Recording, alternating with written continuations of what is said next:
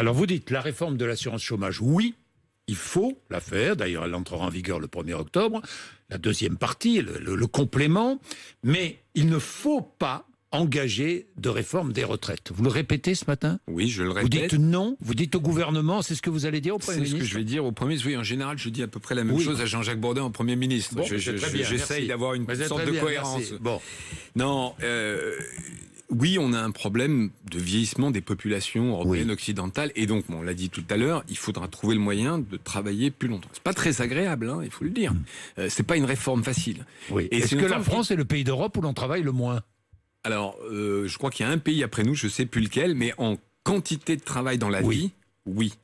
Mais au-delà de ce point, simplement, si vous voulez, si on veut payer le système social, la protection sociale, l'assurance chômage, la maladie, la dépendance, et que la population vieillit, on a fait le choix de la répartition, c'est-à-dire c'est les jeunes qui payent pour les vieux, il y a moins de jeunes, il faut travailler plus longtemps. Mais, je le répète, c'est une réforme dure, c'est une réforme compliquée, c'est une réforme qui touche tout le monde. Tout le monde est touché. L'assurance chômage, tout le monde n'est pas touché. Et donc, c'est une réforme de la présidentielle. Pour moi, la démocratie, c'est qu'on dise avant une élection ce qu'on va faire, que chaque candidat à votre micro se prononce, vous leur poserez la question, bien sûr. Et après, les Français choisissent. Or, qu'est-ce qui s'est passé en 2017 ? On a escamoté le débat. Le président de la République actuelle n'a pas donné de position là-dessus. Il a proposé un système à points sans parler de l'âge. Et donc je trouve que démocratiquement, faire cette réforme, j'allais dire en catimini, c'est peut-être pas le bon mot, mais en urgence avant la présidentielle, n'est pas la bonne chose. Donc il faut faire une réforme, il faut le dire avant, et il faut le faire vite. Après 2022. Septembre 2022, et pas comme la dernière fois, on s'est fait, promener pendant des mois et des mois par monsieur Delevoye, qui nous convoquait, on entrait dans le bureau, on en sortait, on savait encore moins, on n'avait rien compris. Donc, c'est vraiment pas la bonne méthode, c'est de la fausse concertation. Il faut être clair là-dessus. Mais le président de la République affirmait le 12 juillet que la réforme des retraites serait engagée quand les conditions sanitaires seraient réunies. C'est ce qu'il a dit. Bon, et à votre avis, est-ce que les conditions sanitaires sont réunies ? Bon. Vous ne croyez pas l'engagement de la réforme des retraites avant la présidentielle ? Non, je n'y crois pas, mais je pense... Enfin, à la limite, c'est pas vous ça. Ne voulez pas, vous n'y croyez pas et vous ne voulez pas. Je crois que c'est pas une bonne idée. Mais attention, je dis bien, il faut pas qu'on pense que le MEDEF ne veut pas de cette réforme. Oui, il faudra faire une réforme. Alors, si j'ai bien compris, en écoutant le gouvernement, si j'ai bien compris, l'avenir, c'est travailler plus longtemps. On est bien d'accord. Avoir moins de droits au chômage. On est bien d'accord. Changer de travail et de région plus souvent. On est d'accord. Et ne pas avoir la certitude d'être payé plus. C'est ça l'avenir ?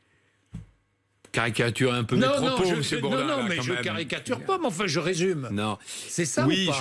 Alors, il y a une partie qui est inéluctable et démographique, c'est que la population vieillit, qu'on a besoin de quantité. Vous savez, la richesse d'un pays, c'est la quantité de travail de ce pays multipliée par le nombre de gens qui travaillent. Il n'y a pas de 36 solutions. Après, on dépense ce qu'on veut, on fait la protection sociale qu'on veut. On a un modèle, nous, qui est très différent des États-Unis. Bon. Donc oui, il faudra travailler plus longtemps. Après, le reste est... plutôt caricatural. L'assurance chômage, on a un système qui est extrêmement protecteur et qui, dans certains cas, décourage de reprendre un travail.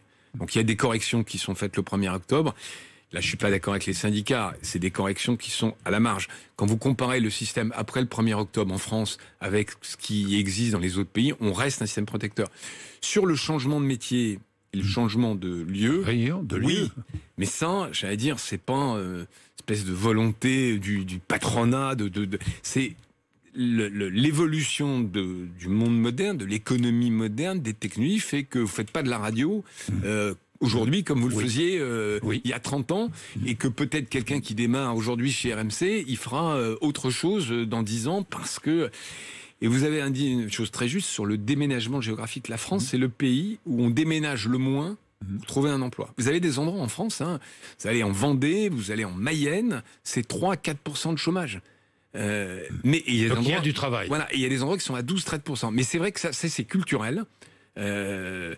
Petite parenthèse d'ailleurs, les droits de mutation immobilier, ça aide pas à déménager. On pourrait peut-être faire quelque chose là-dessus.